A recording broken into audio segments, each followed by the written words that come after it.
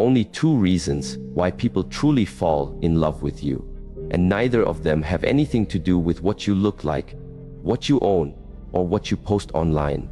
It may feel surprising, perhaps even disappointing at first, but what pulls someone toward you, what makes them stay, grow, and love you, is far more subtle and more sacred.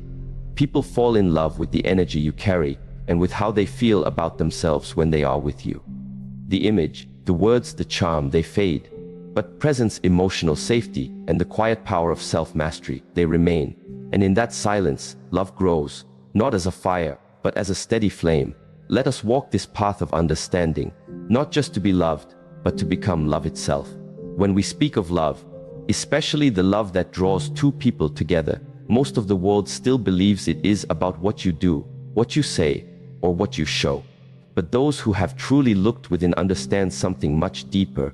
The energy you carry into every room is silently speaking before you ever open your mouth. It's not the smile on your face or the kindness of your words that people first fall in love with. It's the quiet, often invisible signal of your nervous system, the frequency of your presence, the steadiness or chaos that lingers in your posture, your gaze, your breath. You could be dressed immaculately, surrounded by success, or praised by many.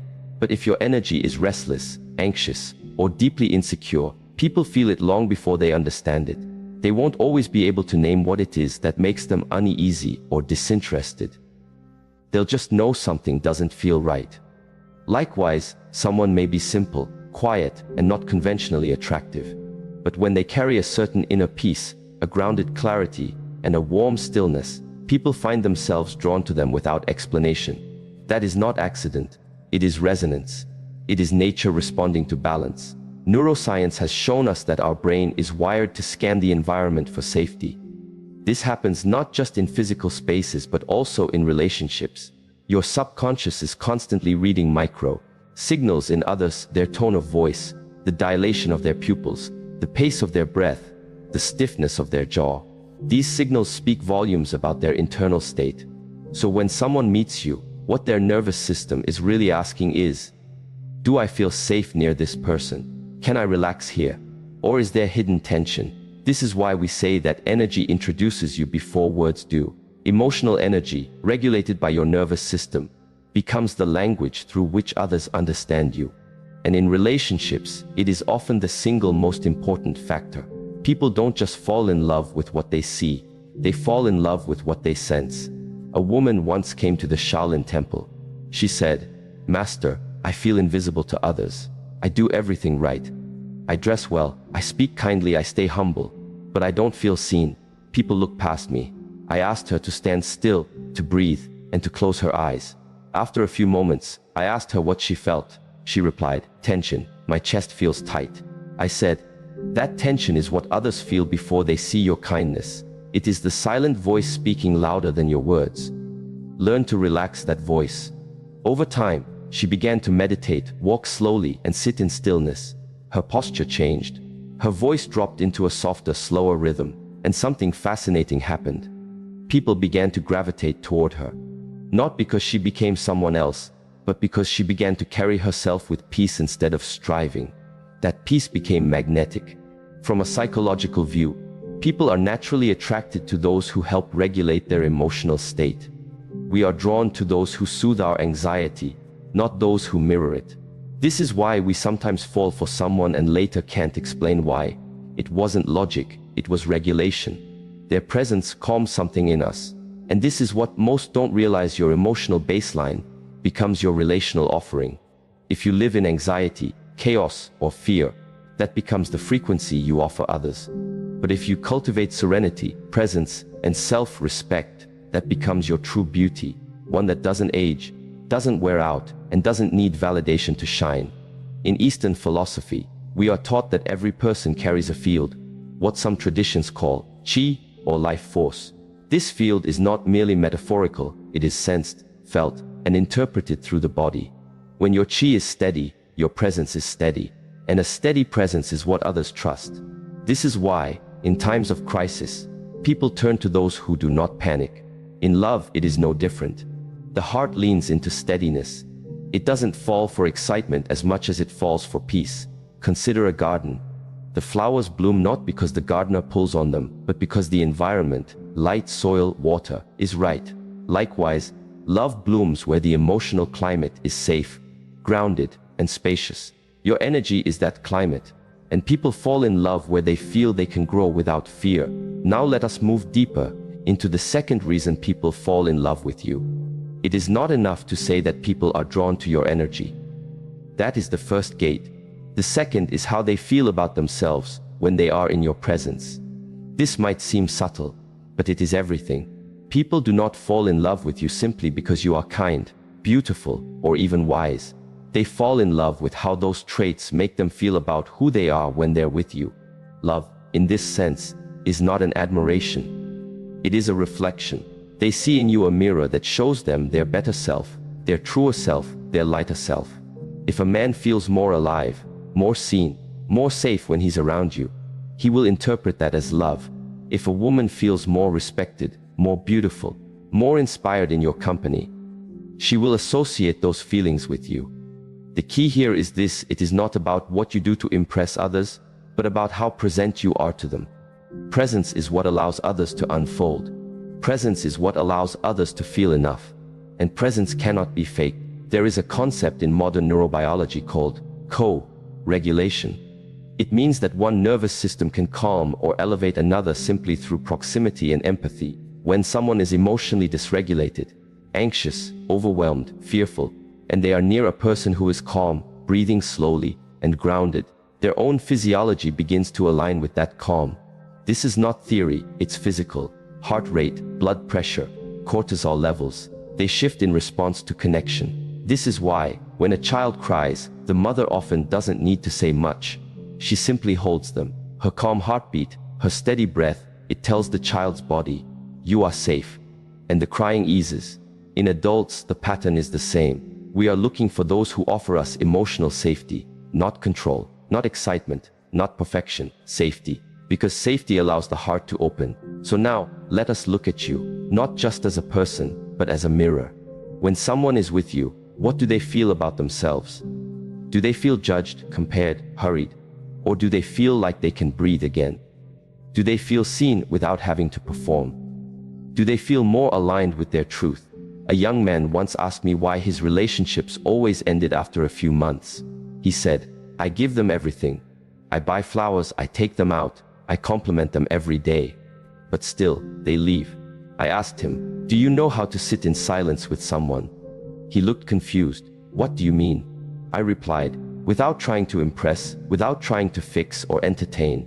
Just to be fully with them. No agenda, just awareness." He shook his head. "That makes me nervous," he admitted. I told him, "That nervousness is not about them. It's about you. Until you learn to sit with yourself without fear, you cannot offer that peace to anyone else." So he began the practice. Not of dating, but of being alone without distraction. No phone, no noise, no proving. At first it was unbearable. Then slowly the stillness became familiar, then comforting, then joyful. And from that stillness, a new relationship emerged. One where the woman said to him, "I don't know why, but I feel calm around you. Like I can finally take off the mask." That was the beginning of real love. In this way, we return again to the wisdom of the East. Know yourself, and you will know others. The relationship you have with others is always a reflection of the relationship you have with yourself. If you are harsh with your own emotions, you will unconsciously be harsh with theirs. If you are impatient with your inner wounds, you will be impatient with theirs. But if you have met your own pain with kindness, your presence becomes a safe place for others to do the same. This is not romantic poetry. It is psychology.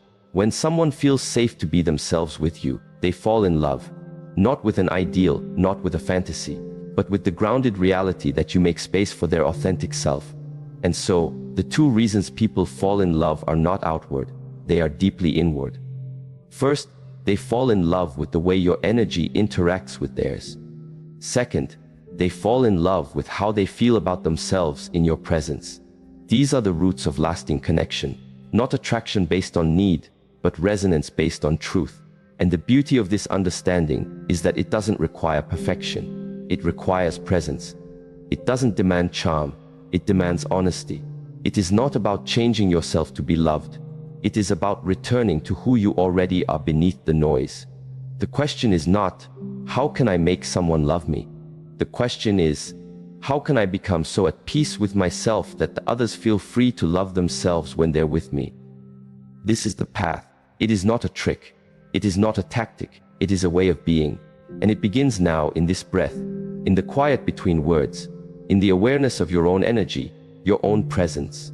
Stay there. Let that be enough, because in that stillness the heart begins to remember what love truly feels like. Not excitement, not drama, but peace. And in peace, everything begins to bloom. Emotional availability is often spoken about in modern culture as if it is a performative act. Something you express through constant communication, vulnerable conversations, or grand gestures. But true emotional availability is not loud. It is not about how openly you express emotions in words. It is about how present you are with emotions, yours and others, without being controlled by them. It is rooted not in expression, but in self-mastery. And that is where many become confused, especially in relationships that seek depth. To be emotionally available is not simply to talk about your feelings. Anyone can speak of pain or joy. But can you sit with those feelings without reacting? Can you remain calm when the other person is struggling? Not because you're suppressing your response, but because you've trained yourself to be the container instead of the storm. This is emotional maturity. This is availability, not of words, but of space. Eastern wisdom teaches us that emotions are like clouds. They move through the sky of your awareness. They are not permanent, and they are not personal. But when we become identified with them, when we say, I am angry, instead of, I feel anger, we confuse the weather for the sky. Emotional availability requires that we don't get caught in the clouds. It requires that we remain the sky. Now let us look at this through the lens of neuroscience and physiology. The human brain processes emotional pain in much the same regions as physical pain. This is why emotional reactivity feels urgent, overwhelming, and at times even debilitating. When you feel triggered by a partner's silence or disapproval, your body isn't just annoyed, it is interpreting a threat. Your amygdala, the brain's fear center, sounds the alarm. Your heart rate rises. Your muscles tighten. And unless you've trained your awareness to intervene, your reaction becomes automatic, often defensive, aggressive, or avoidant. So what does self-mastery have to do with this? Everything. Self-mastery is the art of pausing between stimulus and response. It is the ability to notice the reaction rising within you, and to choose presence instead of projection. That pause, often just a breath, is the space where love is either deepened or destroyed. There is a practice we follow in the Shaolin tradition called sitting with fire. It is a meditative approach in which you do not try to escape discomfort. You simply sit with it, like you would sit with a small fire, neither touching it nor running from it. The idea is simple. By sitting still with what is unpleasant, you train your nervous system to remain calm in the presence of emotional heat.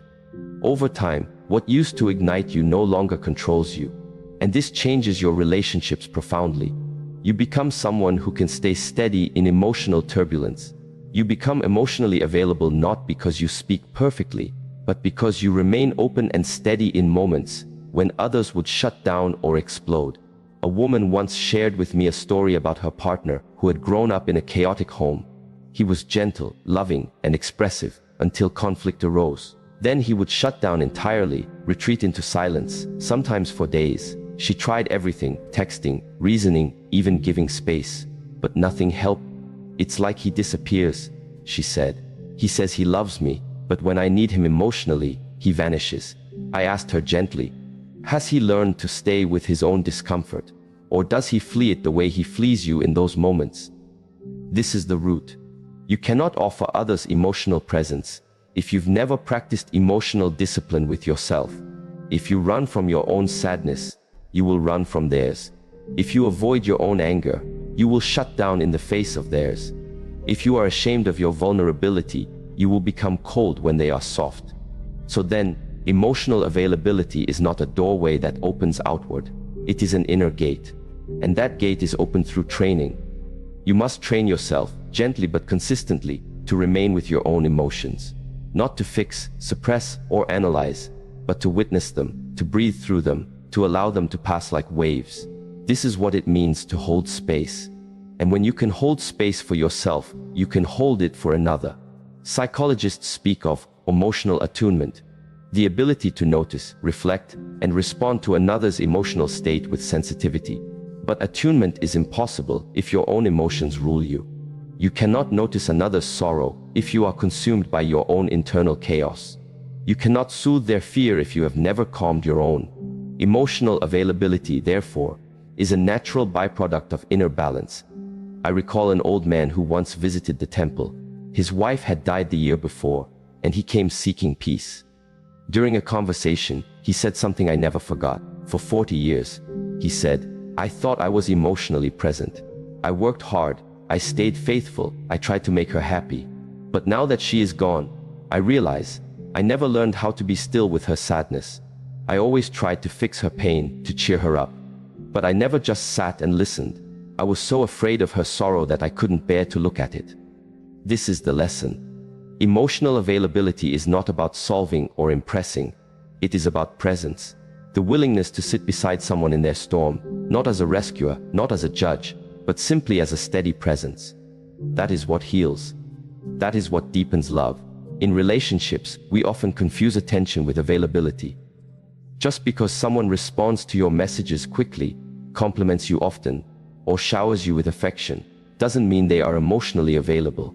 Real availability is revealed when things get hard, when silence creeps in, when disappointment surfaces, when fears arise. In those moments, the emotionally immature will withdraw, defend, or attack. But the emotionally mature will stay. They will breathe. They will listen. They will hold the space for what is real. But how do you cultivate this maturity? Begin with the body. Your breath, posture, and tone of voice are not secondary. They are your foundation. When your breath is shallow, your awareness is limited. When your shoulders are tense, your words are reactive.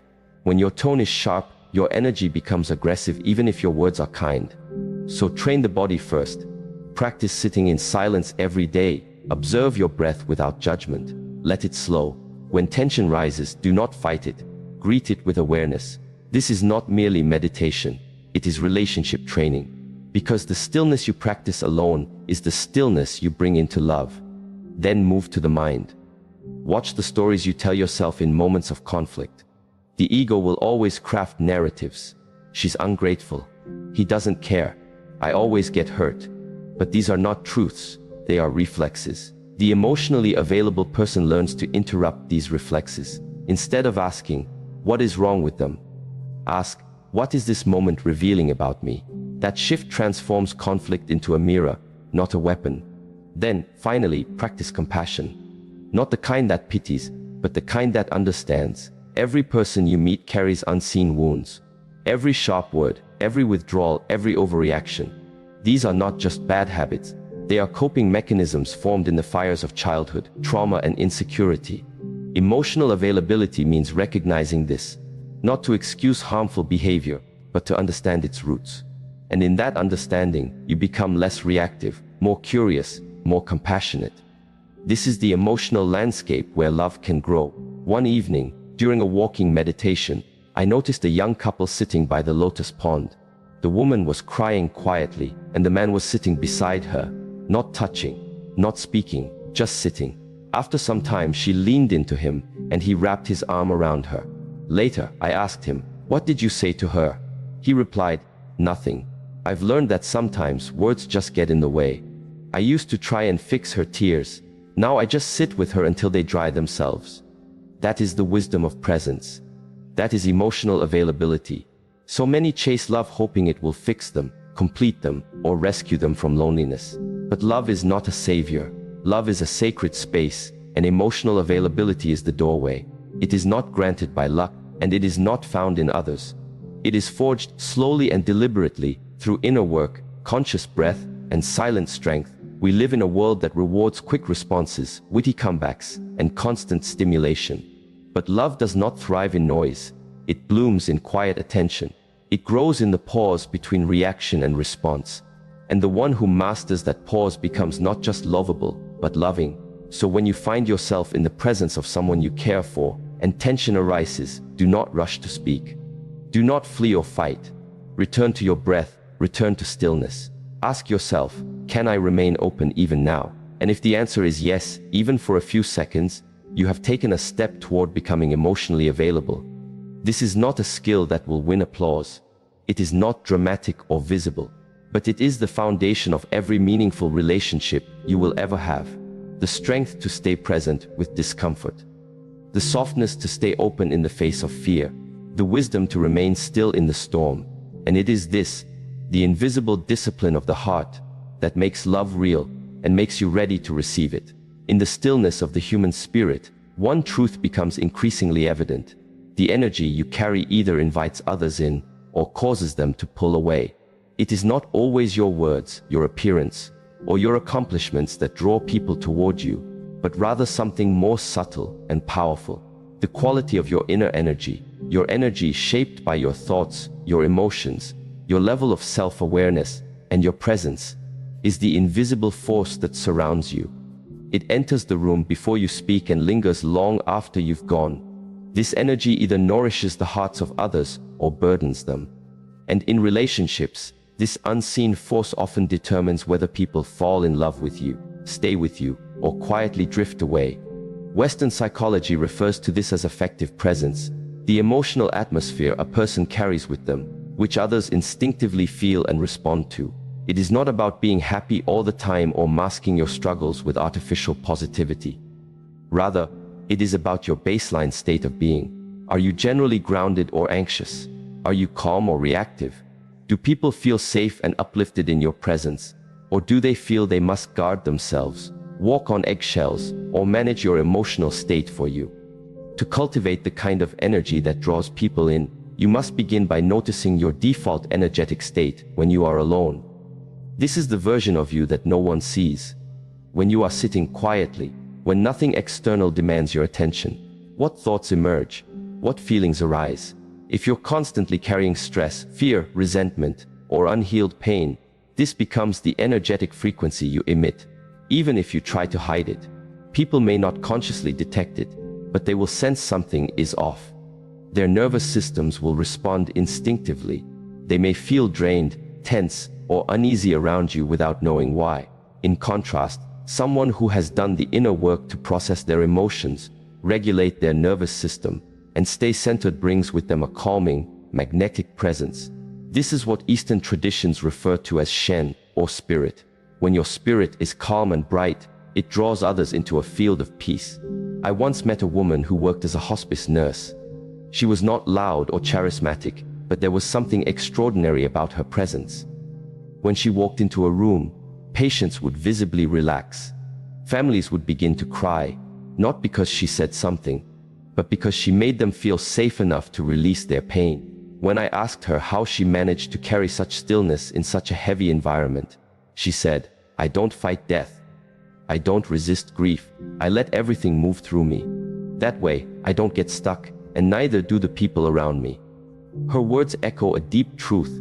Your energy is not defined by what you feel, but by how freely you allow those feelings to move through you. Resistance creates blockages. Acceptance creates flow, and that flow is what makes your energy feel clean, calm, and open. In relationships, the energy you bring into connection matters more than your intentions. You may love deeply, but if your energy is filled with anxiety, control, or emotional volatility, others will not feel safe enough to receive that love. Love is not enough when it comes with emotional instability. The heart can only open in the presence of safety. Therefore, to be someone others can fall in love with, you must first become someone who creates energetic safety, not through perfection, but through presence. Consider the story of a man who deeply loved his partner, but constantly feared abandonment. He would frequently check her phone, question her tone, and seek constant reassurance. "Do you still love me?" he would ask, even on good days. Though he claimed to love her, his energy transmitted insecurity, not trust. Eventually, she left. Not because she didn't love him, but because his energy became exhausting. She could not carry his emotional instability along with her own. Love cannot survive when one person must hold the weight of another's unhealed wounds. This is why energy management is not just spiritual practice. It is relational responsibility. Your energy is your offering.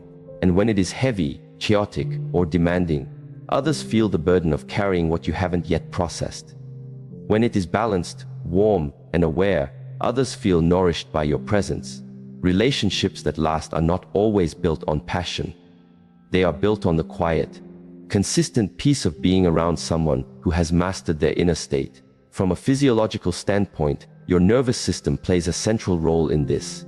When you are anxious or angry, your sympathetic nervous system activates, creating a fight or flight response. Your heart rate increases, your voice becomes sharper, your facial muscles tighten. These micro signals are perceived by others on a subconscious level. Their own nervous systems react accordingly. If they sense danger, even emotional danger, they may unconsciously shut down or distance themselves. In contrast, when your parasympathetic system is active, when you are relaxed, centered, and grounded, your voice softens, your eyes convey warmth, your gestures slow. This signals safety, which invites connection. You don't need to say a word. Your body communicates whether someone can trust you with their emotional world. This is why disciplines like Qigong, breathwork, and mindfulness are not just tools for self-care. They are foundational for healthy relationships. The stillness you cultivate in solitude is what enables you to remain grounded in conflict. The breath you deepen when alone is the breath that steadies you when your partner is overwhelmed. Every moment you spend training your body and mind to return to center becomes a gift to those you love. A young woman once told me about a mentor she admired deeply. She doesn't say much, she explained, but when she looks at you, it's like she sees everything, and somehow you still feel safe. That is the power of conscious energy. It sees without judging. It listens without interrupting. It accepts without trying to control. This is what makes people feel seen, known, and loved. Not what you do, but how you be. So how do we practically begin to shift our energy to become more magnetic, grounded, and trustworthy in relationships? First, we must examine the stories we tell ourselves about love. Many carry subconscious beliefs such as, "I am unworthy of lasting love," or "people always leave me." These beliefs shape your energetic baseline, whether you realize it or not. They influence how you show up, whether you're defensive, anxious, or emotionally distant. To shift this, you must first become aware. Notice your inner dialogue, question its origin. Is this belief truly yours, or was it inherited through pain, trauma, or cultural conditioning? Then, begin to replace these beliefs not with grand affirmations, but with simple truths anchored in the present. I am learning to be safe with myself. I am cultivating the kind of presence I wish to receive. I am not my past. I am who I choose to be now. As you repeat these truths with sincerity, your energy begins to change. Others will not see the words, but they will feel the shift. You will become less desperate for validation, more centered in self-respect. And this energetic self-possession is deeply attractive, not because it tries to be, but because it radiates clarity. We must also become aware of how we speak. Your tone, your pace, your volume, they all transmit energy. When you speak with urgency, people feel pressure. When you speak with bitterness, they feel judgment. But when you speak with calm sincerity, people open. In our tradition, we say that the voice is the breath made visible. A scattered breath leads to a scattered voice. A grounded breath leads to a grounded voice. So begin every meaningful conversation with a breath. Not a shallow, unnoticed inhale, but a conscious, rooted breath from the diaphragm. This simple act will align your mind, body, and intention. And that alignment is what creates coherence in your energy. Another important practice is energetic hygiene. Just as you bathe the body to remove physical residue, you must cleanse your energy to release emotional residue. This can be done through meditation, conscious movement, time in nature, or simply sitting in silence and releasing the day's emotions without clinging to them. If you walk into a relationship conversation filled with the stress of your day, the energy of your past, or the residue of an argument, you bring that weight into the interaction.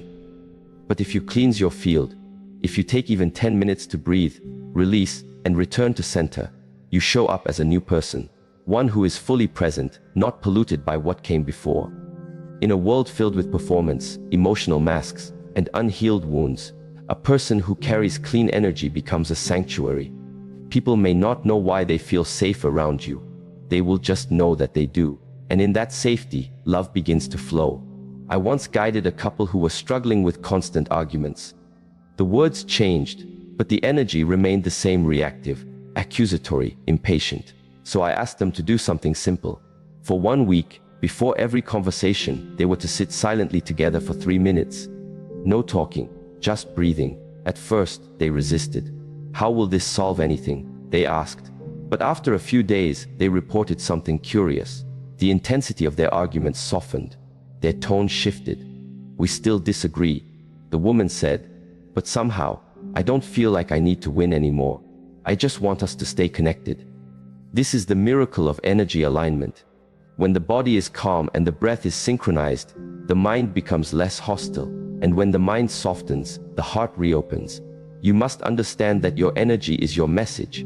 Before anyone falls in love with your words, your face, or your mind, they fall in love with how you make them feel. And how you make them feel is not determined by your effort, but by your frequency. If you wish to attract deep, lasting, meaningful love, become a source of peace, presence, and strength.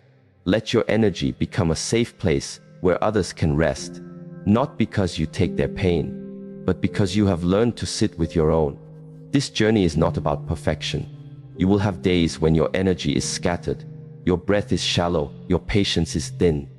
But even on those days, you can return, you can pause, you can choose stillness again. And in doing so, you not only transform your relationships, you transform yourself into someone who is no longer seeking love, but radiating it. In every relationship, there comes a moment when what once felt effortless begins to require effort. The initial fascination fades, the intensity softens, and what's left is no longer just attraction. It is the opportunity for real connection. And it is in this space that many falter, not because they do not care, but because they do not know how to maintain connection when comfort replaces curiosity. The human tendency is to settle into predictability, to grow complacent with the familiar. But the truth is, people do not fall in love with who you were when they met you. They fall in love again and again with who you continue to become. Emotional depth and growth, the ever-unfolding layers of your mind, heart, and spirit, are what sustain intimacy over time. To understand this, we must first look at how the human mind responds to novelty. Neuroscience teaches us that the brain's reward system thrives on newness. During the early stages of love, dopamine levels rise, creating a natural high. Everything about the other person feels fascinating. You notice their laugh, their hand gestures, the way they pause between sentences. But as time passes and routines settle in, the novelty wears off, and with it, the heightened dopamine. This is not a sign that love is gone. It is simply a biological shift from infatuation to familiarity. And familiarity, if left unattended, can breed disinterest. Not because the person has changed, but because you have stopped looking beneath the surface. This is why emotional growth is essential. Growth renews the bond. It keeps the connection alive by offering new dimensions of self to explore, to witness, and to honor. Think of a tree. In spring, it blooms. In summer, it ripens. In autumn, it releases. And in winter, it rests. Yet beneath the surface, it is still growing, its roots deepening, unseen. A relationship that survives the seasons must also grow in quiet and visible ways. And that growth must happen individually and together. Many people expect their partner to remain as they were in the beginning. But to love someone truly is to allow, and even encourage, their evolution. This requires inner security. If your sense of identity depends on the version of your partner you first fell in love with, you will resist their growth. You may fear their change because it threatens your stability. But love that fears growth is not love, it is control. Real love says, I want to know the new you, again and again. Real love is curious, not possessive. It seeks to understand, not to define. I remember a story shared by a woman in her 60s who had been married for over 30 years. She said, "We've fallen out of love with each other many times. But each time, we found our way back. Because we allowed each other to change. He's not the same man I married, and I'm not the same woman. But every time we made space for each other's growth, it was like falling in love with someone new." Her wisdom carries a powerful truth. Relationships stagnate not because people change, but because we stop listening to who they're becoming. To maintain emotional depth in a relationship, you must first commit to your own growth. This means engaging with your fears, your beliefs, your past wounds. It means becoming emotionally literate, able to name your emotions, understand their origins, and communicate them without blame. When you do this, you create a relational environment where emotional safety exists. And emotional safety is the soil where intimacy grows. It also means challenging yourself, learn something new, explore new ideas, read, write, reflect, move your body, stretch your perspectives. When you grow, you become more interesting, not in the superficial sense, but in the energetic one. You carry depth. You bring something to the table that nourishes the connection. And you invite your partner to do the same, not by force, but by inspiration. In traditional Eastern thought, there is the idea of Wu Wei, effortless action. It is not passive, but flowing. In relationship, this means we do not force connection. We cultivate the conditions for it to flourish. One of those conditions is ongoing inner work. The more we understand ourselves, the more fully we can understand and love another. A person who continues to explore their inner world remains emotionally alive, and that aliveness is felt in every interaction. Let us now speak of curiosity, for it is the heartbeat of emotional depth. When you stop being curious, you start making assumptions. You believe you know all there is to know about your partner. You stop asking questions. You stop listening deeply. But no one remains the same. Even in one day, a person experiences hundreds of thoughts, emotions, and shifts in awareness. To keep love alive, you must remain a student of the one you love, not just of their outer life, but their inner world. What are they afraid of now? What excites them? What beliefs are they questioning? What dreams have changed? These are not things you learn once. They must be relearned again and again. A man once told me about his divorce.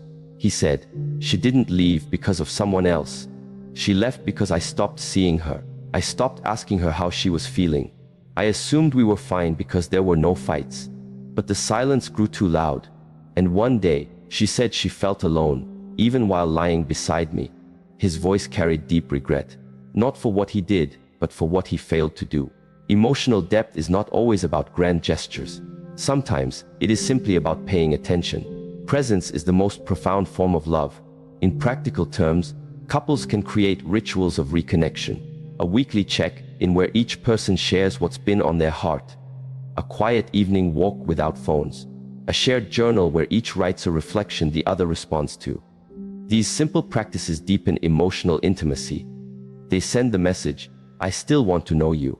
Emotional depth also requires vulnerability. This is not the same as oversharing. It is about authenticity. Saying, "I feel hurt," rather than hiding behind sarcasm. Saying, "I need support," rather than pretending to be fine. Vulnerability invites closeness. But it must be